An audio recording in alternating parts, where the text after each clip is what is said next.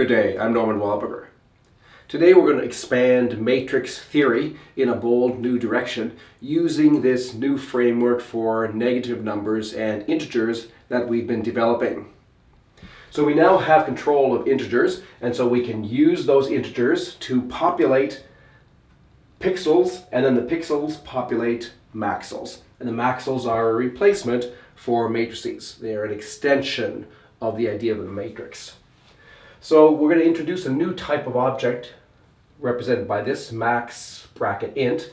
This is a maxel from integers. Let me explain what kind of object this is. So here's an example of it. Here's a maxel from integers.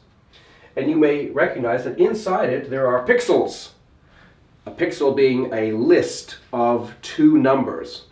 But in this case, the numbers that are involved are integers. -1, -1, 0, 0, 0, 1, 1, -1, 0, 0. So we have repetitions, that's all right, because we have an M set.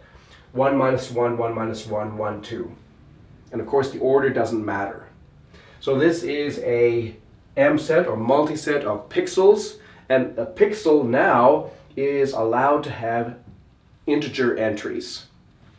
Okay, and we're going to be able to represent this kind of thing in a new fashion, using a screen kind of representation that in fact extends in all directions in the plane. This is a very novel kind of thing. So have a look at this representation here. How does this thing represent that?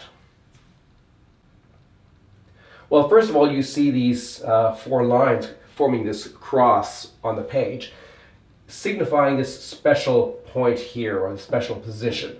This is the position that corresponds to 0, 0. So this is the origin in this screen representation of pixels. So this is the 0, 0, and there's in fact a couple of 0, 0 pixels in our multiset, and so we count the multiplicity and we put a 2 there. So that 2 represents the number of pixels of the form 0, 0. And this 1 here, well, that represents the number of pixels of the form 0, 1. Okay, so this is the 0, 0 position, this is the 0, 1 position, this is the 0, 2 position, this is the 1, 0 position, and the 1, 1, 1, 2. So we're claiming that there is 1, 0, 1 somewhere, and there it is right there. And what about this 1 here? That represents the position -1, -1. Right? So this 1 means that there's a single -1, -1, and there it is right there. In addition, where you have three things of the form 1, -1. 1, -1, 1, -1, 1, -1. There's three of them. And also one over here, that's in the position 1, 2. That's that one there. So this is a record, like a multiplicity list of the various pixels that appear in this maxel. And the novelty is that our indices are allowed to be integers now. Not starting from 1, not starting from 0 either, but integers. So if we were just starting with 1, then we would really be talking about the screen that extends below and to the right here. So this would be the 1, 1 entry. 1, 1, 1, 2, 1, 3, 2, 1, 2, 2, 2, 3. So here's the sort of standard matrix theory, if you like, there. And then extending to zeros, allowing 0 as an index, we would have this larger screen that includes this border. But now today we're going further and we're allowing integers, including negative numbers, in the sort of vertical direction and also in the horizontal direction. These are maxels from integers. Okay, so let's make the official definitions. So we're working in this context where we have integers consisting of both natural numbers and negative numbers. Here are some examples of integers. There's the integer that we would normally call 5. It's actually a natural number. Here's the integer that we normally call -3. It's a negative number. Here's our empty set or empty multiset, which is the 0 number. Okay, so we're not going to use always our marks and anti-marks to construct numbers, because then our M sets that we're illustrating would end up looking very hard and complicated for us. So a computer wouldn't necessarily have any problem dealing with these kinds of things, but we prefer to deal with our ordinary Hindu Arabic numerals, but we're going to always consider these to be just replacements for the fundamental objects, which are integers of this form. And then the definition is that a pixel from integers is now a to-list from int. Okay, a pixel from integers. It's a to-list from int. And here is the type of pixel from integer. So for example, this thing here is a list because it has two elements with a comma there. The first element is an integer. The second element is also an integer. We would more routinely write this in a shorter form as the list 4, comma, minus 1. Here's an anti-mark in that M set. That means it's actually minus 1.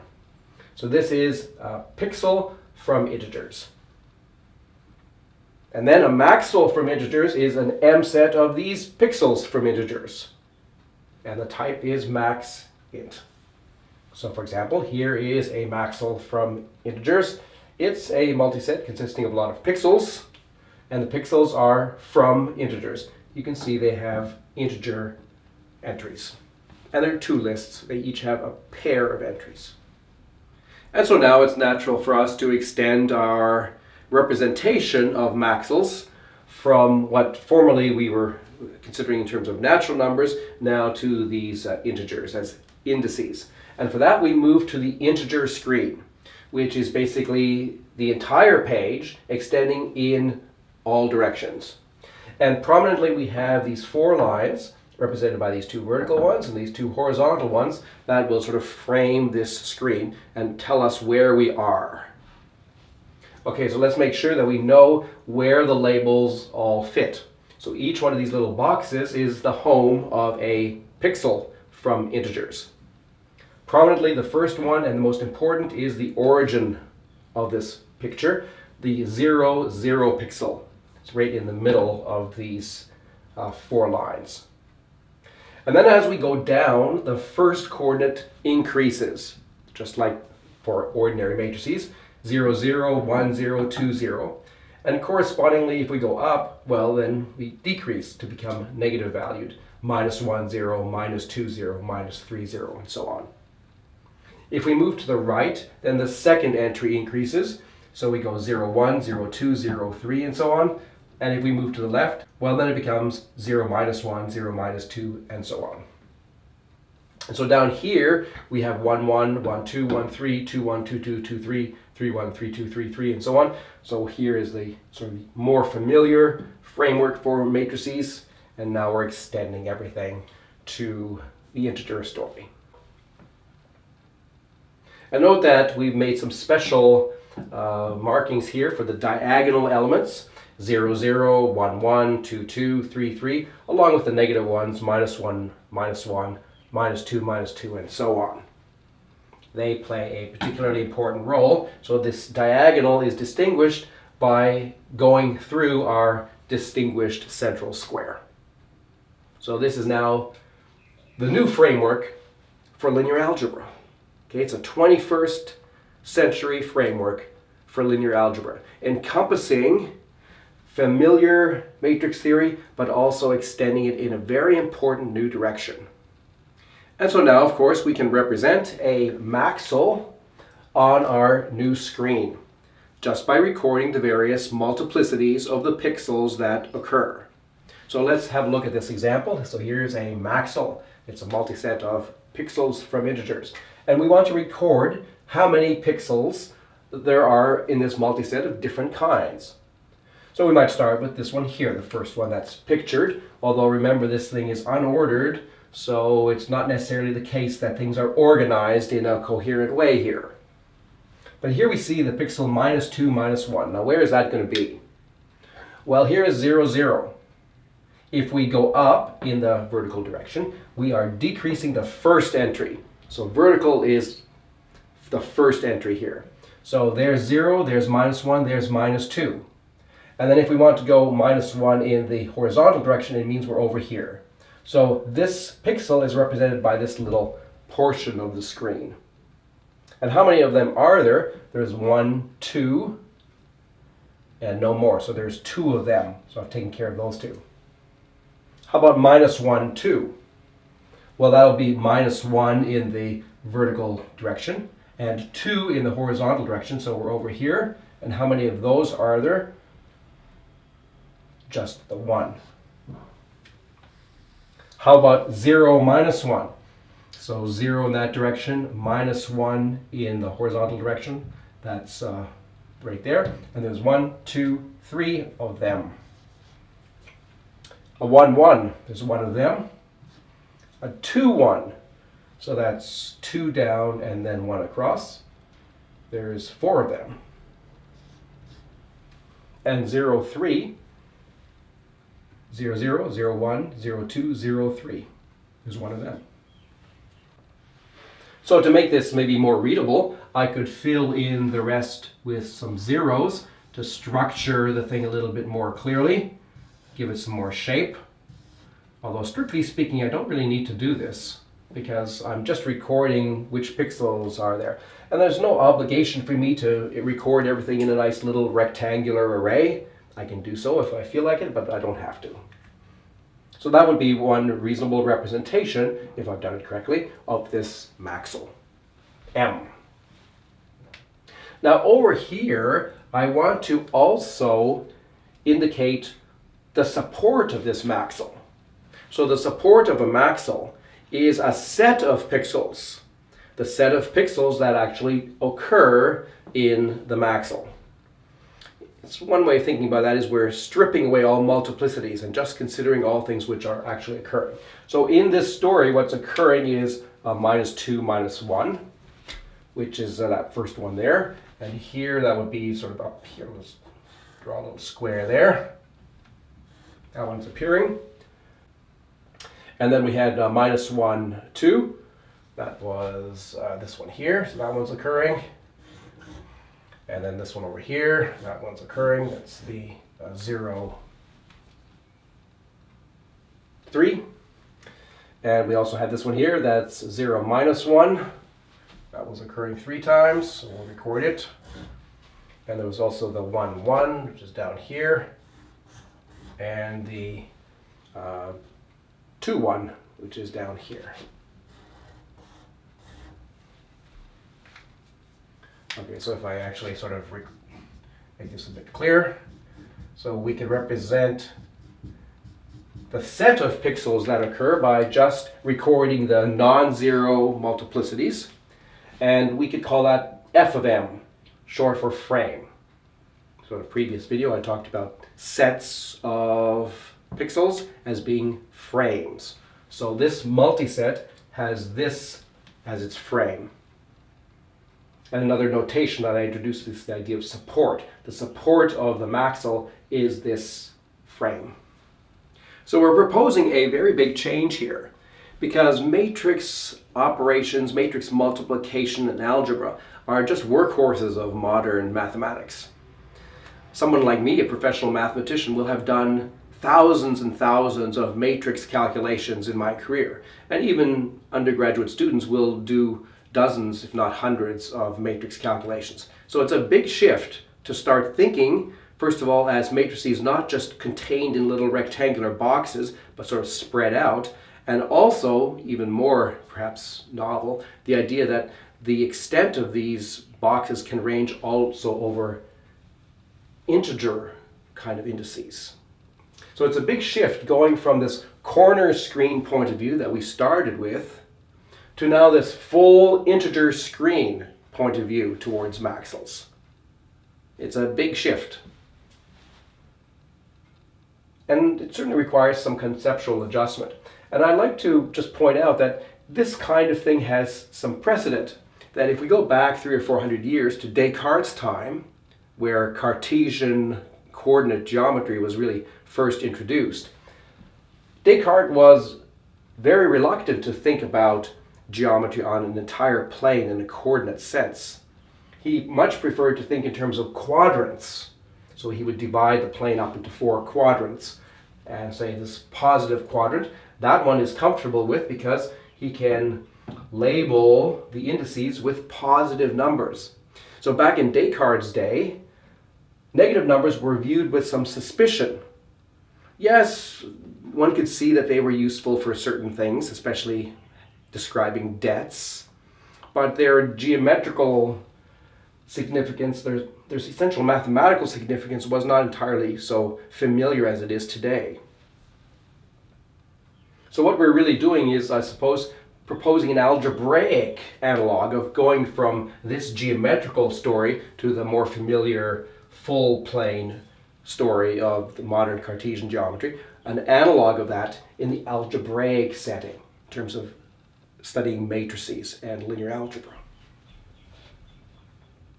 So of course now we want to do algebra with these more general kinds of matrices or maxils. And the operations are the basic ones of addition and multiplication. Addition is relatively straightforward because addition is really component-wise. We're just adding multisets, and in the screen representation, that just corresponds to adding multiplicities at every single pixel position. So if we want to add this maxil with this maxil, we're going to get this maxil, which is just the sum of the various multiplicities in each position. And of course it's important that we keep the positions coherent so that we recognize this is the 0, 0 position, this is the 0, 0 position, and here is the 0, 0 position here. So this entry plus this entry has to be this entry. Correspondingly, this 3 plus this 1 gives us this 4, this 1 plus 0 gives us 1, this 0, which is implicit there, but we haven't written it down, but this 0 plus this 5 gives us 5. And similarly, we get a 1 here, and a 2 plus 1 is 3. So addition is very straightforward. It's really the same kind of story. And multiplication, in some sense, is also straightforward because it's exactly the same definition as we had before. Here is our fundamental multiplication of pixels. Pixel KL times pixel MN gives us either the pixel KN in case L equals M, and otherwise it gives us nothing, represented by a real nothing. No zero, no dot, no symbol, just emptiness. That's crucial for us when we're working with multisets, is to be able to multiply this object and get nothing that we're going to put in the resulting multiset over there. So this story crucially involves the distinguished use of nothing in this somewhat novel setting and sense that we're proposing. So let's have a look at an example of maxil multiplication. Here's a maxil M, and here's a maxil N, and we want to multiply them. So the definition of multiplication at the maxil level is just the maxil extension of the pixel multiplication. So we are obliged to multiply each of the pixels in the first M set, which is M, with each of the pixels in the second M set, which is N. So for example, we have to multiply this pixel first with this one. Well, in order to do that, we have to look at this second entry here and the first entry here and ask, are they the same? They are not the same because 1 and minus 1 are different. So the product of this pixel with this pixel is empty, and it contributes nothing to the final product. So here we get nothing, here we get nothing, here we get nothing, nothing. But this product here we get something because that 1 and that 1 agree. And so the product is going to be minus 2, 4. Okay, then we move to the next pixel and we do the same thing. Well, it's exactly the same as the previous one, so we're going to get another minus 2, 4. When we move to this one, 1 minus 1, we look through here how many of them agree in their first entry with the second entry here. So we look for a minus 1 beginning. We see there's 2 of them, and so we get a 1, 2 from this product here, and another 1, 2 from this product here. And then finally, this pixel times all of these, and we're only going to get something when we multiply this one with this one, because there the ones agree, and we will get the result of 0, 4. So this is what it looks like at the M set level, but most of the time we'll probably be working in this screen kind of representation. So here is the maxil M represented on our screen. There's a minus 2, 1 twice. There's a 1 minus 1, 1 minus 1 right there. And there's a 0, 1 over there. And N, the second one, is minus 1, 2. So minus 1 in this direction, 2 in this direction. and there's two of them. There's a 2 there. And then there's 0, 1 twice. So there's the 0, 1 position 2 times. And there's also 1, 4. We go 1 down and then 1, 2, 3, 4 over. And the final product is this thing here. Well, it may seem quite different from the matrix multiplication that you're used to, but in fact it's not really so different. We'll see this a little bit more next time, but here's a way of thinking about it that maybe makes it a little bit clearer. Suppose we fill in this thing to make it a little bit more like a rectangular array. Say that one there. And let's do the same thing over here.